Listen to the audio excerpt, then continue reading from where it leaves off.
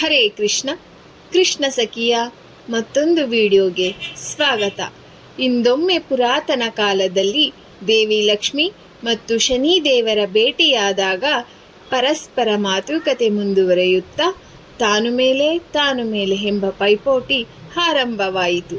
ಶನಿದೇವರು ತಾನು ಸತ್ಯ, ಧರ್ಮ, ನ್ಯಾಯ ಇತ್ಯಾದಿ ನೈತಿಕತೆಗಳನ್ನು ಪ್ರಪಂಚದಲ್ಲಿ ಕಾಪಾಡುತ್ತಿದ್ದೇನೆ, ನಾನು ಪ್ರವೇಶ ಮಾಡಿದ ಮನುಷ್ಯರು ಸಂಸ್ಕಾರಗಳಿಂದ ಶುದ್ಧವಾಗುತ್ತಾ ಉತ್ತಮರಾಗುವಂತೆ ಮಾಡುತ್ತಿದ್ದೇನೆ ಅಂದಾಗ ದೇವಿ ಲಕ್ಷ್ಮಿ ತಾನು ಪ್ರವೇಶವಾಗುವಲ್ಲಿ ಸಂಪತ್ತು ಸಮೃದ್ಧಿ ಬಂದು ಮನುಷ್ಯರ ಜೀವನದಲ್ಲಿ ಸುಖ ಸಂತೋಷ ನೆಲೆಯಾಗುತ್ತದೆ, ಆದ್ದರಿಂದ ನನ್ನ ಮಹತ್ವ ಹೆಚ್ಚು ಅನ್ನುತ್ತಾಳೆ ದೇವಿ ಲಕ್ಷ್ಮಿ. ಹೀಗೆ ಮಾತು ಮುಂದುವರೆಯುತ್ತಾ, ಲಕ್ಷ್ಮಿ ಅಂದರೆ ಮಾಯೆ, ನೀನು ಪ್ರವೇಶ ಮಾಡಿದ ಮನೆಯ ಜನರು ಹೆಚ್ಚಾಗಿ ದ್ರವ್ಯಮದದಿಂದ ಧರ್ಮವನ್ನು ಮರೆತು ಅಧರ್ಮ ಮಾರ್ಗದಲ್ಲಿ ನಡೆಯುತ್ತಾ ಅಧೋಗತಿ ಹೊಂದುತ್ತಾರೆ.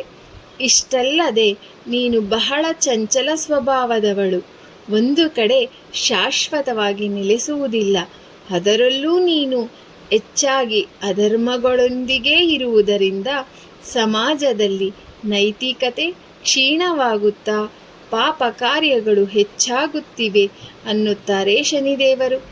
ಅದಕ್ಕೆ ಲಕ್ಷ್ಮೀದೇವಿ, ಹೇಗೇ ಇರಲಿ, ಜನರು ನನ್ನನ್ನು ವಿವಿಧ ಪೂಜೆ ಪುನಸ್ಕಾರಗಳಿಂದ ತಮ್ಮ ಮನೆಗೆ ಆಹ್ವಾನಿಸುತ್ತಾರೆ, ಆದರೆ ಶನಿದೇವ ನಿನ್ನನ್ನು ಪೂಜಿಸುವುದು ನಿನ್ನ ತೊಲಗುವಿಕೆಗಾಗಿ.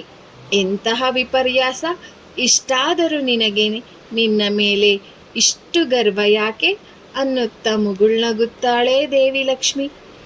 ಸ್ವಲ್ಪ ಕೋಪಗೊಂಡು ಶನಿದೇವರು, ತಾಯಿ, ನಿನಗಂತೂ ನ್ಯಾಯ ನೀತಿಯ ಪರಿವೇ ಇಲ್ಲ, ತಪ್ಪು ಜನರಿಗೆ ಹೆಚ್ಚಾಗಿ ಹೊಲಿಯುತ್ತೀಯ ಮತ್ತು ಜನರು ನಿನ್ನನ್ನು ತಪ್ಪು ದಾರಿಯಿಂದಾಗಿಯೇ ಹೆಚ್ಚಾಗಿ ಸಂಪಾದಿಸುವುದನ್ನು ನೋಡಿದ್ದೇನೆ. ಆ ತಪ್ಪುಗಳನ್ನು ಸರಿಪಡಿಸಿ ಪುನಃ ಧರ್ಮ ಸಂಸ್ಥಾಪನೆಗೆ ನನ್ನ ಪ್ರವೇಶ ಅನಿವಾರ್ಯ, ಆದ್ದರಿಂದ ಪ್ರಪಂಚದಲ್ಲಿ ನನ್ನ ಮಹತ್ವವೇ ಹೆಚ್ಚು ಅನ್ನುತ್ತಾರೆ ಶನಿದೇವರು. ಈ ವಾದ ವಿವಾದಗಳು ಬ್ರಹ್ಮ ವಿಷ್ಣು ಮಹೇಶ್ವರಲ್ಲಿಯೂ ತೀರ್ಮಾನವಾಗದ ಕಾರಣ ತ್ರಿಮೂರ್ತಿಯರ ಸಲಹೆಯಂತೆ ತ್ರಿಲೋಕ ಸಂಚಾರಿ ನಾರದ ಮಹರ್ಷಿಗಳನ್ನು ಸಂಪರ್ಕಿಸುತ್ತಾರೆ.